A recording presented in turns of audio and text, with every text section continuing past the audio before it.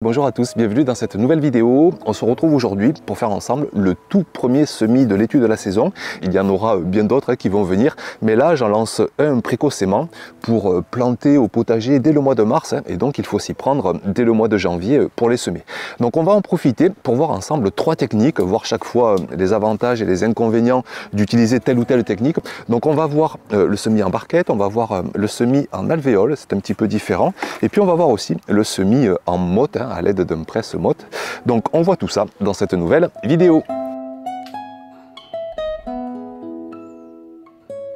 Alors en premier lieu, on va faire un premier semis de laitue en utilisant la technique du semis en barquette. Là vous voyez par exemple un semis que j'ai fait il y a 10-15 jours, que j'ai laissé dans la serre, et vous voyez qu'il a déjà bien germé. Donc la technique en barquette, elle a vraiment plusieurs gros avantages, notamment le premier qui est le coût quasiment nul au départ, parce que les barquettes, on peut les récupérer. Moi au fil des saisons par exemple, j'ai acheté des plants parfois en jardinerie, chez des maraîchers, chez des producteurs de plants.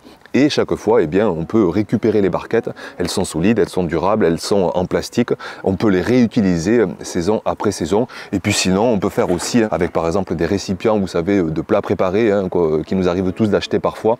Hop, on récupère les barquettes. Donc premier avantage, on a vraiment une technique qui coûte pas grand chose. Autre gros avantage, c'est qu'on va semer vraiment sur un petit espace. Comme nos plants sont tout bébés les premiers jours, les premières semaines, on peut les semer densément et pendant 15, 20, 30 jours, on va avoir un semis qui va être facile à stocker, à entreposer, qui va prendre peu de place. Si on veut le chauffer, pareil, il suffit d'un petit tapis chauffant ou de l'amener à la maison sur une étagère. Et ainsi, sur les 15, 20, 30 premiers jours, on a vraiment une logistique quelque part qui est facilitée. On sème en barquette et on a 20, 30 plants qui vont être semés sur vraiment un petit espace.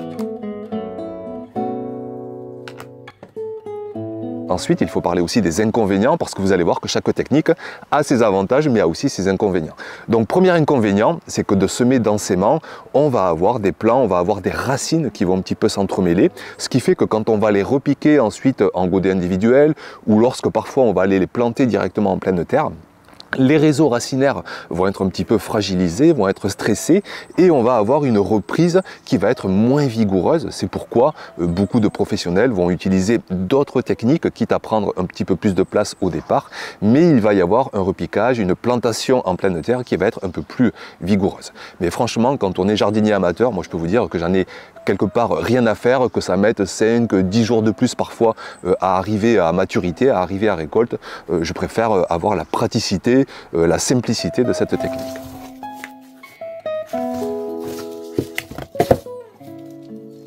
Un autre inconvénient, si jamais vous n'avez pas de trou sous la barquette, c'est le risque d'avoir un arrosage trop excessif. Et si vous avez trop d'eau, un terreau trop humide, vous allez manquer d'air, les racines vont rapidement pourrir et les plants vont mourir. Donc vraiment, faites attention avec cette technique. Faites des trous sous vos petites barquettes et ayez toujours la main légère quand vous arrosez. Le but, vraiment, c'est d'avoir un terreau juste humide comme une éponge essorée. Et puis enfin, un dernier inconvénient, c'est que oui, la technique prend peu de place. Les 20, 25, 30 premiers jours, ça dépend des cultures. On va laisser les plants très densément dans la barquette, mais ensuite il va falloir les repiquer en godets individuels, leur donner chacun plus de place pour qu'ils puissent bien se développer et ensuite aller les planter au potager en extérieur. Donc au final, moi ici en tout cas, je continue de beaucoup utiliser cette technique, que ce soit pour les semis de tomates, d'aubergines, de poivrons, de laitue, d'oignons, de fenouil, de céleri. Je la trouve vraiment pratique, vraiment simple, donc j'hésite pas chaque saison à semer à la folie dans ces barquettes. Donc je vous montre les images, j'utilise toujours pareil, un bon terreau, un bon taux de matière organique, un bon taux de rétention en eau. Je remplis la barquette, je sème, alors soit à la volée, j'aime bien aussi prendre le temps pour vraiment ne gaspiller aucune graine, en mettre une tous les 1 à 2 cm en tous sens. On recouvre légèrement, je me sers du tamis pour vraiment ne mettre aucune grossièreté sur les graines. J'humidifie avec mon petit arrosoir, vraiment d'avoir cette humidité comme une éponge essorée. Et puis ensuite la barquette, alors pour ce semis, comme on est encore très tôt en saison, je vais le stocker à la maison, comme il fait 18, 19, 20 degrés, ça va germer encore plus rapidement que si je laissais le semis sous serre. Mais par contre, sitôt que ça germe, comme vous le voyez là à l'image, je sors le semis à l'extérieur pour privilégier absolument la lumière. C'est pas grave s'il fait beaucoup moins chaud, il se satisfait de températures autour des 10-15 degrés, même si ça descend à 5, même ponctuellement à 0 ou même des températures légèrement négatives, le semis de laitue pourra les encaisser sans souci. Donc sans aucune crainte, je laisse ce semis dans ma serre sous abri froid.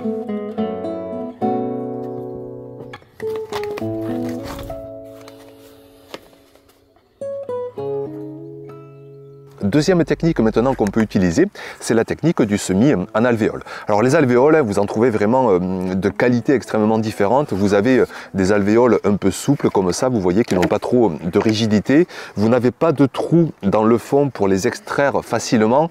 Donc ça, franchement, c'est pas forcément des alvéoles que je vais vous conseiller. Moi, je me sers beaucoup plus, je me sers même que de ça, de plaques rigides avec des trous sur le dessous. Vous avez plusieurs diamètres qui sont adaptés selon les cultures, je vous en reparlerai. Ça va du petit diamètre de tout juste 2-3 cm jusqu'au gros diamètre de 7-8 cm par exemple pour les graines de courge, pour les cultures estivales, les gros plants avec des grosses racines. Et là, pour le semis de laitue, moi je me sers d'un diamètre intermédiaire. Et donc l'avantage du semis en plaque alvéolée, le gros avantage, c'est qu'on va semer une ou deux graines par alvéole. Quoi qu'il en soit, on ne laissera qu'un seul plant. Si les deux graines germent, on arrachera un plant et on n'en gardera qu'un. Et ensuite, donc, on va laisser le plant jusqu'au repiquage en pleine terre. Les racines ne vont pas s'entremêler, le stress va être beaucoup moins conséquent et on va donc avoir une reprise beaucoup plus vigoureuse en pleine terre. C'est pourquoi on a plein de professionnels qui utilisent cette technique. Et puis on évite aussi cette phase de repiquage, puisque là, on va semer directement en place dans les alvéoles et on va laisser les plants pendant 5, 6, 7, 8 semaines jusqu'à avoir de beaux plants de laitue bien développés qu'on ira donc mettre en pleine terre. En inconvénient, puisqu'il y en a là aussi avec cette technique, c'est que dans un premier temps, là, il va falloir s'équiper de plaques alvéolées. Ça peut aller, j'ai plus les prix en tête, mais c'est 8, 9, 10, 11, 12 euros la plaque. Parfois, vous pouvez prendre, si vous le souhaitez, un plateau pour arroser par capillarité facilement, par le dessous. Ça, je vous le conseille, c'est très efficace. Et puis, autre inconvénient aussi, c'est que pour les fameux 15, 20, 25, 30 premiers jours, plutôt que d'avoir une barquette, vous voyez que ça va prendre bien plus de place et que si vous voulez par exemple chauffer votre semis, eh bien il va falloir un tapis chauffant plus conséquent. Si vous l'entreposez à la maison, il va falloir une étagère plus grande. Quoi qu'il en soit, il va falloir plus de place sur les premières semaines du semis. C'est pourquoi parfois on va préférer semer en barquette. Alors ici je vous montre l'exemple concret avec le semis de laitue, sachant que j'y fais aussi mes blettes, mes betteraves, j'y sème aussi quelques choux dans des alvéoles un peu plus petites.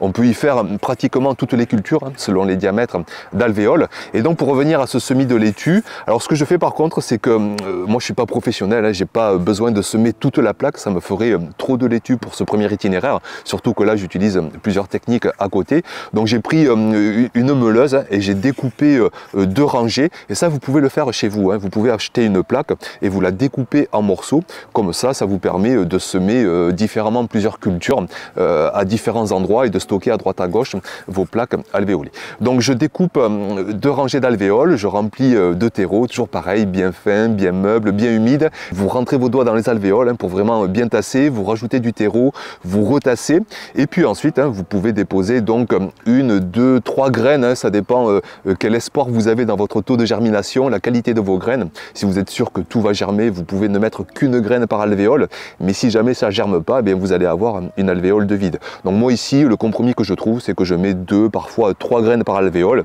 et si par chance tout germe, eh bien je ne garde qu'un seul plant par alvéole. Et donc ensuite, il n'y a plus rien à faire, vous entreposez votre plaque, alors moi pareil, je la mets à l'intérieur, dans mon meuble à semis, mais sans tapis chauffant, c'est complètement inutile pour cette culture, sans lumière artificielle, mais par contre, dès que ça germe, je me répète, je sortirai le semis dans la serre pour prioriser absolument la pleine lumière.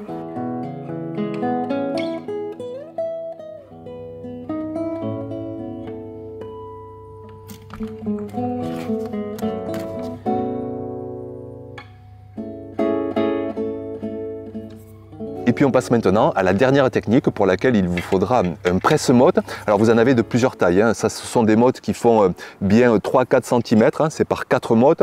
Celui-ci c'est par 5 mottes de 2-3 cm.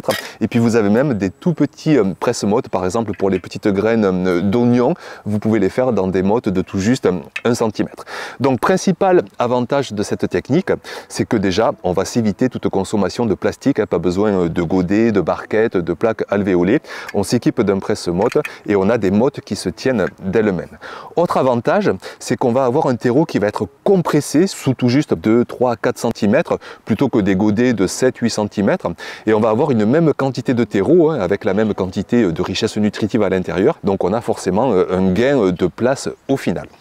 Et puis enfin, autre avantage qui n'est pas des moindres, c'est que comme les plaques alvéolées, on va avoir des plants qui vont être chacun séparés, des réseaux racinaires qui ne vont pas s'entremêler et une reprise en pleine terre qui va être très vigoureuse, plus qu'un semis qu'on va lancer initialement en barquette.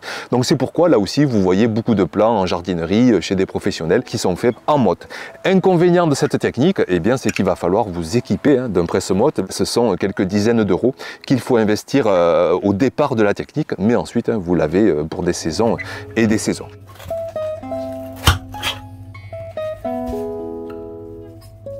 Autre petit inconvénient aussi, c'est que les mottes vont sécher plus rapidement que des plants en godet parce que les mottes vont être exposées à la lumière, au soleil, au vent et l'humidité va partir plus rapidement. Donc il faut être vraiment très vigilant par rapport à l'arrosage.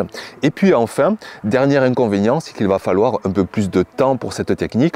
Par exemple, là je vous montre avec ce semis de laitue. Déjà il faut préparer un terreau bien plus humide que les autres techniques, hein, parce qu'il faut vraiment l'imbiber d'eau, avoir comme une pâte là bien humide. On remplit le presse-motte avec ce terreau gorgé d'eau, hein, pour que ça se tienne vraiment bien.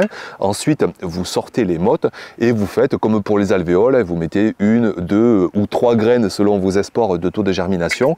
Au final, pareil, vous ne garderez qu'un plant par motte. Et ce que vous pouvez faire après, c'est que pour entreposer vos mottes, vous les installez dans une barquette.